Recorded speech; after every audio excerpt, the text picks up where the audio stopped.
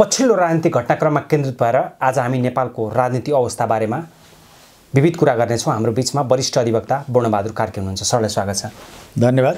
अब राष्ट्रिय सुरक्षा परिषदको मन्त्री परिषदको बैठक बसिसकेपछि यो एउटा आकस्मिक घटनाक्रम हो, कसरी हेर्नुहुन्छ यसलाई?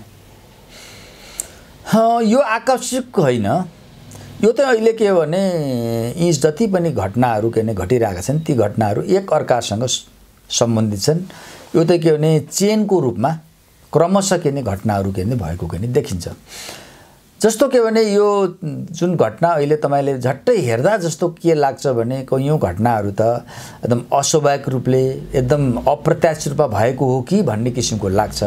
तर होइन, यी त के भने क्रमबद्ध रूपमा एकपछि अर्को घटनाहरू भएका छन्। एउटा घटना अर्को छ, अर्को घटना अर्कोसँग यसरी जोडिएको स्थिति के भने छ। अब खास गरेर यो घटनाहरूको यो पछिल्लो जो कडी छ, यो कडीहरूको के भनेदेखि जुन चेनहरू छ त्यो त के भने जस्तो प्रधानमन्त्री ओलीले संसद विघटन गरिसकेपछि प्रधानमन्त्री ओलीलाई पनि एउटा अति आत्मविश्वास के थियो भने संविधानमा जेसुकै लेखेको होस्, संविधानले के भने संसद विघटन गर्ने अधिकार आफूलाई के भने होस् कि नहोस्, तर अदालतलाई दबाब र प्रभावमा पारेर आफ्नो अनुकूलको निर्णय गराउन सकिन्छ भन्ने किसिमको उहाँको धारणा रहेको भन्ने देखिन्थ्यो उहाँको विभिन्न अभिव्यक्तिबाट। र त्यस्तै गरेर के हो भने प्रधानमन्त्री ओलीलाई यो संसद विघटन गराएर नेपालको राजनीतिमा अस्थिरता र भाँडभैलो मचाउने, नेपाललाई के भनेदेखि आन्तरिक द्वन्द्वमा के भनेदेखि जो फसाउन चाहने जो विदेशी शक्तिहरू थिए नेपाल विरोधी, र उनीहरूले पनि के हो भने प्रधानमन्त्रीको ओलीको जुन किसिमको असंवैधानिक कदमलाई जसरी पनि स्थापित गरिदिने भन्ने उनीहरूले पनि आश्वासन दिएको भन्ने कुरा सुन्नमा आएको थियो। तर तपाईँ हेर्नुहोस् केही समय यता के हो भने त्यो एकदम पासा पल्टी जस्तो स्थिति छ। हिजो संसद पुनर्स्थापना हुँदै हुँदैन भनेर प्रधानमन्त्री आत्मविश्वासका साथ भनिराख्नु भएको थियो। तर तपाईँले देख्नुहुन्छ दुई तीन ठाउँको तपाईँ घटनाहरू हेर्नुहोस्। एउटा उहाँ बुटोलमा पुगेर हालसालै केही दिन अगाडि मात्र बुटोलमा भएको कार्यक्रममा आएर भन्दाखेरि उहाँले के बोल्नुभयो भनेदेखि यदि संसद पुनर्स्थापना हो भने आन्दोलन गर्छौँ हामीले होइन, पुनर्स्थापना भयो भने देशको राजनीति के भन्दाखेरि अस्थिरता हुन्छ र यहाँ के भनेदेखि संसदहरू किन बेचको फेरि हर्स ट्रेडिङ हुन्छ र विकृति र विसङ्गति फैलिन्छ भनेर उहाँले घुमौरो तरिकाले बुटोलमा भएको कार्यक्रममा उहाँले अदालतलाई के भनेदेखि एउटा चुनौती दिनुभयो। अदालतलाई उहाँले करिब करिब घुमौरो तरिकाले धम्की नै दिनुभयो। अझ त्यहाँबाट प्रष्ट प्रत्यक्ष रूपमा त विराटनगर कार्यक्रममा भन्नुभयो। विराटनगर कार्यक्रममा उहाँले कुनै जाल जेल तिक्टमले कुनै जाल जेल तिकडमले यदि के भनेदेखि सेटिङले पनि भन्नुभएको छ। भएर के हो भने संसद पुनर्स्थापना भयो भने चाहिँ यहाँ के भनेदेखि अदालतको विरुद्धमा हामी आन्दोलन गर्छौँ भनेर अदालतलाई धम्क्याउने कुरा गर्नुभयो। अब पहिला त के थियो त भन्दाखेरि यहाँ चर्चा के भने प्रधानमन्त्री ओलीकै मान्छेले के भन्थ्यो भने हामीले सबैतिर सेटिङ मिलाइसकेको छ, प्रधानमन्त्रीको ओलीको जुन यो संसद विघटन गर्ने कुरा चाहिँ कहीँबाट केही पनि हुँदैन भन्ने थियो नि त, उनीहरूले प्रचार गरेर आएको थियो। अहिले त्यो भन्नु अहिले के भनेदेखि प्रधानमन्त्री ओली र उहाँको गुटका मान्छेहरू र खास गरेर प्रधानमन्त्रीलाई उचालेर आफ्नो निस्वार्थ पुरा गर्न चाहने देशीय विदेशी जो शक्तिहरू छन् अहिले चाहिँ के हो भने अलिकति अतालिएको स्थितिले अदालतमाथि जुन खनिने, अदालतलाई आफूले प्रभावित गर्ने गराउने कसरी जुन अभिव्यक्ति के भनेदेखि दिन थालेका छन् त्यसले त के सङ्केत गर्छ भने सर्वोच्च अदालतबाट मुद्दा के भनेदेखि हारिँदैछ। आफ्नो जति नै दबाब र प्रभाव दिए पनि त्यसलाई त्यो अनुसार अदालतबाट निर्णय गराउन सक्ने स्थिति रहेन भन्ने किसिमको भएर त्रासबाट अभिप्रेरित भएर प्रधानमन्त्री ओलीले ती अभिव्यक्तिहरू के भनेदेखि दिए जस्तो के भनेदेखि लाग्छ। र यही क्रममा अर्को एउटा घटना प्रधानमन्त्री ओलीको अभिव्यक्ति कुरो। दोस्रो के भने आइतबारको दिन प्रधानमन्त्री ओली जो रक्षा मन्त्री पनि हुनुहुन्छ उहाँले के भनेदेखि एउटा कार्यक्रमको एउटा के भने सामान्य कार्यक्रममा उहाँ के भनेदेखि नेपाली सेनाको प्रधान कार्यालय भद्रकालीमा उहाँ जानुभयो। जहाँ उहाँले के भनेदेखि प्रधान सेनापतिसँग भेट्नुभयो। प्रधान सेनापतिसँग भेटिसकेपछि प्रधान सेनापतिले फेरि हिजोको गर्नुभयो। प्रधान न्यायाधीशसँग एक गर्ने घन्टा के भनेदेखि वार्ता गर्नुभयो। अब अहिले के भनिन्छ भनेदेखि त्यो हिजो के भने आफै के भने प्रधान न्यायाधीशलाई भेट्दाखेरि बढी हल्ला हुने, चर्चा बढी हुने।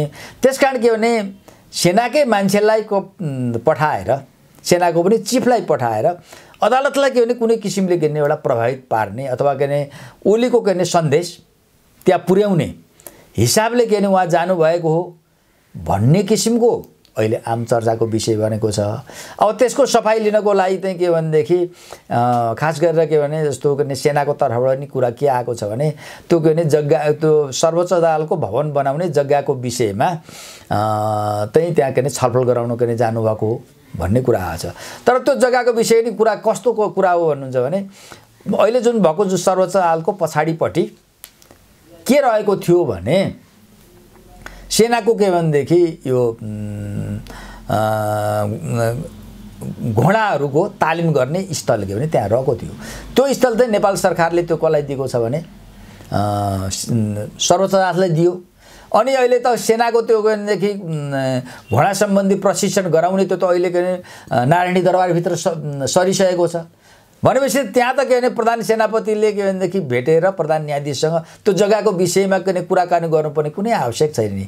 पूर्जा सर्वोच्च अदालतमा आइसकेको छ। सरकारले त्यो जग्गा कसलाई दिन्छ? सेनाबाट लिने होइन नि त, त्यो जग्गा त के भने सरकारले दिने हो नि त। त्यसकारण त्यो भनाइ चाहिँ त्यस्तै विश्वसनीय छैन।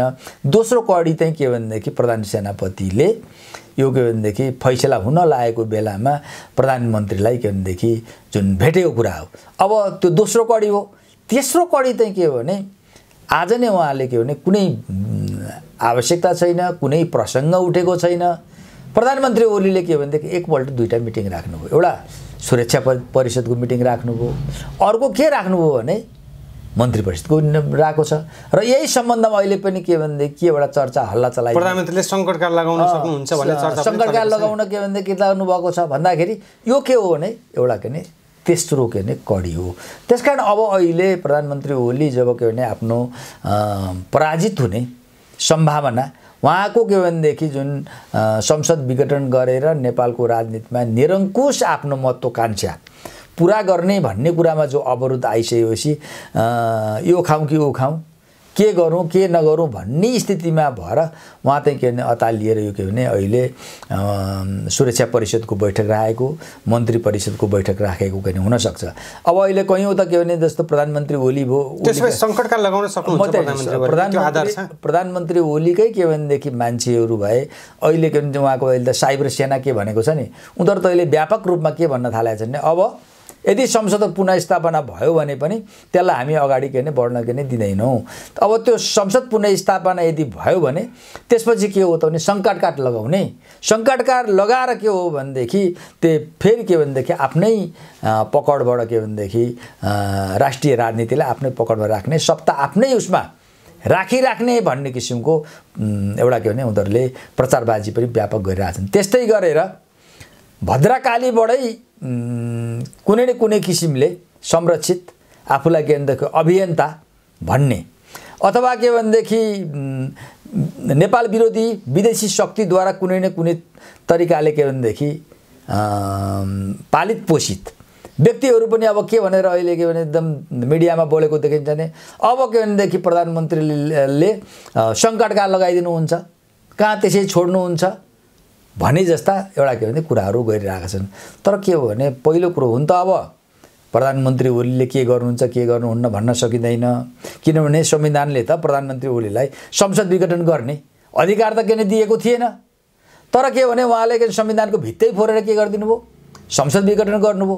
तर के भने संविधानले चाहिँ सङ्कटकाल लगाउने कस्तो व्यवस्था गरेको छ त, ओलीजीले र राष्ट्रपतिले चाहना साथ सङ्कटकाल भनेको के भने जस्तो सुकै जे गरे पनि लाग्छ त, संविधानमा त्यही के भने स्वेच्छाचारी व्यवस्था छ भने त्यो चाहिँ होइन। अब तपाईँलाई यसको अझ मान्छेलाई आम जनतालाई जानकारी नै होस् भनेर म संवैधानिकै व्यवस्था के छ भन्ने विषयमा म यहाँ के पढेरै म के सुनाउँछु है। जस्तो संविधानको के भने जस्तो के भने यो के भने संविधानको नेपालको जुन संविधान छ यसको के भने धारा 273 मा सङ्कटकालीन व्यवस्था भन्ने छ हैन, के व्यवस्था उल्लेख गरिएको छ म त्यसको के भने 1 मा 273 को उपधारा 1 मा नेपालको सार्वभौमसत्ता, भौगोलिक अखण्डता वा कुनै भागको सुरक्षामा युद्ध, बाहिर आक्रमण, सशस्त्र विद्रोह, चरम आर्थिक विशृङ्खलता, प्राकृतिक विपद वा महामारीको कारणले गम्भीर सङ्कट उत्पन्न भएमा राष्ट्रपतिले नेपालभर वा नेपालको कुनै खास क्षेत्रमा लागू हुने गरी सङ्कटकालीन अवस्थाको घोषणा गर्न वा आदेश जारी गर्न सक्नेछ। कस्तो सिरियस घटना। त्यसै गरी संविधानमा उल्लेखित कुनै पनि अब यो अहिले जुन संविधानमा कहाँ मिल्छ त? यहाँ त के भने यति सिरियस घटना दिएको छ, सामान्य अवस्थामा त सङ्कट लाउनै मिल्दैन। यहाँ त तपाईँ के भने नेपालको सार्वभौमता, भौगोलिक अखण्डता, कुनै भागको सुरक्षा, युद्ध, बाह्य आक्रमण, सशस्त्र विद्रोह यस्तो कुराहरू छ। तर सुरक्षा थ्रेट आएको खण्डमा त होइन, सुरक्षा थ्रेट आएर मात्रै पनि हुँदैन। यो त के भने गम्भीर विषय मात्रै के भने सङ्कटकाल लाग्ने। किन सङ्कटकाल लाग्ने भनेको त स्वाभाविक स्थितिमा एउटा नियन्त्रण गर्ने कुरा हो नि, त्यति लाग्दैन। अब त्यसमा भन्छ त्यो अब त्यो अहिले त तपाईँले नि भनिहाल्नुभयो, अहिले त यो के भने सङ्कटकाल लाग्ने सम्बन्धी जे व्यवस्था त्यो त कुनै अवस्था अहिले विद्यमान। अब एउटै भनाइ के भने महामारीको कारणले भनौँ, महामारी त अहिले के भने स्वास्थ्य महामारी छ। स्वास्थ्य महामारी त के अरे हिजो के सबभन्दा के सङ्कट भएको बेला सङ्कटकाल लागेन। अहिले त के भनेदेखि यो कोभिड-19बाट त बिस्तारै के भनेदेखि बाहिर आइसक्यो, आएन त्यत्रो किन हाकार छ र छैन। त्यस कारण यो पनि लाग्ने अब छैन। अब के भने एकछिन मालिनु प्रधानमन्त्री र राष्ट्रपतिले यो संविधानको के भने व्यवस्थालाई स्वच्छचारी ढङ्गले यसलाई दुरुपयोग गरेर संसद विघटन गर्ने सिफारिस के भने संसदले के भनेदेखि सङ्कटकाल लगाउने सिफारिस प्रधानमन्त्रीले गर्नुभयो। राष्ट्रपतिले आँखा चिम्लेर संसद विघटन गरे जस्तै त्यसलाई सदर गरिदिनु भयो भने त्यसो भने के त्यो सधैँ सङ्कट लाग्छ त के हो त भन्दाखेरि त्यसको पनि सीमितता छ। म भन्छु अर्को पढ्छु, जस्तो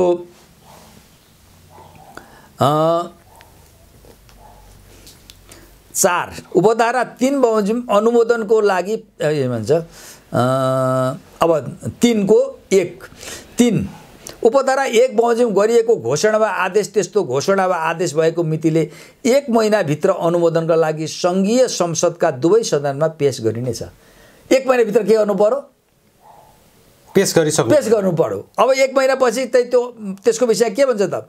अनुमोदनलाई पेश भएको घोषणा वा आदेश सङ्घीय संसदका दुवै सदनका तत्काल कायम रहेका सम्पूर्ण सदस्यीय सङ्ख्याको कम्तीमा 2/3 सदस्य बहुमतले अनुमोदन गरेमा त्यस्तो घोषणा वा आदेश भएको मितिले 3 महिनासम्म कायम राख्नेछ। अब यहाँ त के देखियो भनेदेखि प्रधानमन्त्री र राष्ट्रपतिले सङ्कटकाल लगाउने यसको यो व्यवस्थाको दुरुपयोग गरेर मात्रै गरेर कति 30 दिन मात्रै हो नि त। 30 दिन त पाइँदैन। त्योभन्दा बढी अर्को 3 महिना थप्नु पर्यो भने त के गर्नु पर्यो? 2/3 अनुमोदन गर्नु पर्यो भनेपछि त अब यो के भने यो मुतको न्यानो भने जस्तो 1 महिनाको लागि के भनेदेखि सङ्कटकाल लगाएर के गर्न सकिन्छ? त्यस कारण त्यो भएको हुनाले के भने यो 3 महिनासम्म लागू गर्ने आधार छैन। होइन 3 महिना लगाउन पनि चाहियो नि त। के भने 2/3 अनुमोदन गर्नु पर्यो। पहिला के हुनु पर्यो के भने यो के भने 30 दिनको लागि हुन्छ होइन, 1 महिना भनौँ न। 1 महिनापछि त के भन्नुहुन्छ भने अब संसदमा के भनेदेखि पेश गर्नु पर्यो अरू 3 महिना बढाउनको लागि परेन। संसदले त अब कसरी उहाँले पास गर्नुहुन्छ? 2/3 पुग्छ। पार्टी उहाँको विभाजन भएको छ। त्यो स्थिति भएको हुनाले यो अहिले सङ्कटकालको अवस्था लागू गर्ने भनेर जो के आतङ्क भएर त्रास जनतामा जुन सिर्जना गर्ने जुन कुरा भएको छ यो त मलाई के लाग्छ भने यसको कुनै तुक छैन। यसको पछाडि कुनै संवैधानिक बल छैन। यो के हो भने खालि के भने आम जनतालाई त्रसित बनाउने उद्देश्यले मात्र के भनेदेखि यो सबै हल्ला गरे जस्तो मलाई के लाग्छ। अब ठ्याक्कै अहिलेको परिस्थितिमा अदालतले फैसलाको अन्तिम चरणमा पुगिरहँदा सम्भावित स्टेपको आकलन गर्न सकिने छ यति बेला? होइन, तपाईँले त अरू के सम्भावित दिन जस्तो के भने एउटा जस्तो अहिलेसम्मको स्थिति हेर्दाखेरि प्रधानमन्त्री ओली अतालिएको स्थिति र अहिले के भने सर्वोच्च अदालत पनि के भने अहिले बडो कुनै अप्ठ्यारो अवस्थामा ओलीले एकातिर ओलीलाई सहयोग गर्नु भने भिरको बाटो छ, भिरको टाकुरो छ। अर्कोतिर के भनेदेखि संविधान अनि त्यसपछि संवैधानिक व्यवस्था अब बचाउनको लागि जाँदाखेरि अलि उकालो छ। तर त्यो के छ भने अलिक के सहज के बाटो छ। अब यहाँ के भने अदालत भयो, सम्मानित अदालतका न्यायाधीशहरू पनि चाहेर पनि प्रधानमन्त्री ओलीलाई सहयोग गर्न सक्ने संविधानमा लेखेको छैन। अहिले न्याय र कानुनको कुनै जुन क्षेत्र सबै प्रधानमन्त्री ओलीले के भन्ने जुन संसद विघटन गर्ने काम गर्नुभयो त्यो के अख्तियारको दुरुपयोग गर्नु पर्यो भनेर सबैले के भनिरहेको स्थिति छ। भएको हुनाले त के हो भने अहिले त के संसद पुनर्स्थापनादेखि बाहेक त निर्णय गर्ने के भने सम्भावना हुन त अदालतले के गर्छ भन्न सक्दिनँ। गर्ने सम्भावना त के भनेदेखि अब के भने क्षण हुँदै के भने गएको स्थिति छ। अब संसद पुनर्स्थापना भयो भने त त्यसपछि के भने संसद डाक्नु पर्यो, संसद बस्छ। संसद बसेपछि के भने उहाँसँग अलिकति राजनीतिक नैतिकताको कुरा रह्यो भने त उहाँले संसद पुनर्स्थापना भएको भोलिपल्ट उहाँले के राजीनामा दिनुपर्ने हो। अब अविश्वासको प्रस्ताव फेस गर्नुपर्ने छ हैन। पहिलो कुरा त उहाँले के भनेदेखि जस्तो के भने संविधानमै नभएको व्यवस्थामा संसद विघटन गरेकोमा राजनीतिक नैतिकताको आधारमा राजीनामा दिनुपर्ने हुन्छ। त्यो त के राजनीतिक नैतिकता उहाँसँग छ कि छैन, पालना गर्नुहुन्छ कि हुन्न, त्यो त के भोलिदेखि नै कुरा हो। अब त्यसपछि के हुन्छ भने संसद भइसकेपछि त्यसपछि अविश्वासको प्रस्तावको कुरा आउला, अनि त्यसपछि नयाँ सरकारको कुरा आउला कि उहाँले के भनेदेखि बहुमत के भने उहाँले आफैले के भने पुर्याउन सक्ने स्थिति आउनु पर्यो आफ्नो प्रधानमन्त्री पद जोगाउनको लागि, अथवा के भने अन्य पार्टीहरूसँग के भने सहकार्य गरेर सरकार पनि अहिले त हुन त चर्चा के पनि छ भने अब संसद पुनर्स्थापना के भनेदेखि हुने स्थिति के भने भएको हुनाले नेपाली काङ्ग्रेसका सभापति शेरबहादुर देउपा र ओली चाहिँ मिलेर र केही समाजवादी पार्टीका केही मान्छेहरूलाई पनि के नि लिएर अर्को ओलीले नै के भने सरकारलाई के भने निरन्तरता दिने बहुमत पुर्याएर भन्ने एउटा, अर्को के भने शेरबहादुर देउपालाई प्रधानमन्त्री के नि बनाउने, यो चाहिँ पर्दा पछाडि अहिले के भनेदेखि चलखेल भएको कोठे बैठक हुन सुरुवात गरेको भन्ने कुरा पनि अहिले के नै सुन्नमा के नै आएको छ। तर के भने नेपाली काङ्ग्रेसले शेरबहादुर देउपाले मात्रै चाहेर मात्रै हुने अवस्था छैन। तर पार्टीको सभापति उहाँ हुनुहुन्छ हैन, उहाँ सभापति एक्लै गरेर निर्णय त भएन नि त, केन्द्रीय समितिले निर्णय गर्नु पर्यो। त्यहाँ हुँदाखेरि केन्द्रीय समितिमा त ओलीजीका के अरे प्रधानमन्त्री के अरे शेरबहादुर देउपाका विरोधीहरू पनि त्यहाँ के ठुलो शक्तिको रूपमा रहेका छन्। भएको हुनाले शेरबहादुर देउपाजीले पनि मनको लड्डु घिउसँग खाए भए जस्तो के भने म के भनेदेखि संसद पुनर्स्थापना भयो भने ओलीसँग मिलेर प्रधानमन्त्री भइहाल्छु, अब फेरि पनि मेरो के भने राज्य सत्ताको लगाम मेरो हातमा आइहाल्छ भन्ने सोचाइ चाहिँ के भनेदेखि त्यति सहज छैन, त्यो निकै अप्ठ्यारो छ। अब अदालतभित्र फैसलाको अन्तिम चरणमा आइरहँदा त्यस्तो सेटिङ भइरहेको बुझिन्छ प्रधानमन्त्री केपी शर्मा ओलीद्वारा? अब होइन, अब पहिला त के भने प्रधानमन्त्री ओली र उहाँको गुटकै मान्छे प्रधान न्यायाधीशको भेट होइन, उनीहरू सेटिङ भइसकेको सबै के भने व्यवस्था मिलाइसकेको भन्ने किसिमको कुराहरू उनीहरू गरेर हिँडेका थिए। तर उनीहरू के भने अहिले आफै के भने अतालिएर के भने हिँडिरहेको स्थिति हुँदाखेरि प्रधानमन्त्रीको के भने सेटिङ अथवा के भने फेटिङ के हो त्यो चाहिँ काहीँ के भने भत्किसक्यो कि भन्ने कुरो चाहिँ प्रधानमन्त्री ओली र उहाँका के भने शुभचिन्तकहरूको अतालिएको अभिव्यक्तिबाट त्यो के सङ्केत गर्छ। ठिक छ, अन्तिममा सम्पूर्ण नेपालीहरूलाई अहिलेको गतिरोधमा केन्द्रित भएर के भन्न चाहनुहुन्छ? अब हेर्नुहोस्, यो नयाँ संविधान बनिसकेपछि भएको के भने आम निर्वाचनले देशको राजनीतिलाई एउटा स्थिरताको बाटोतर्फ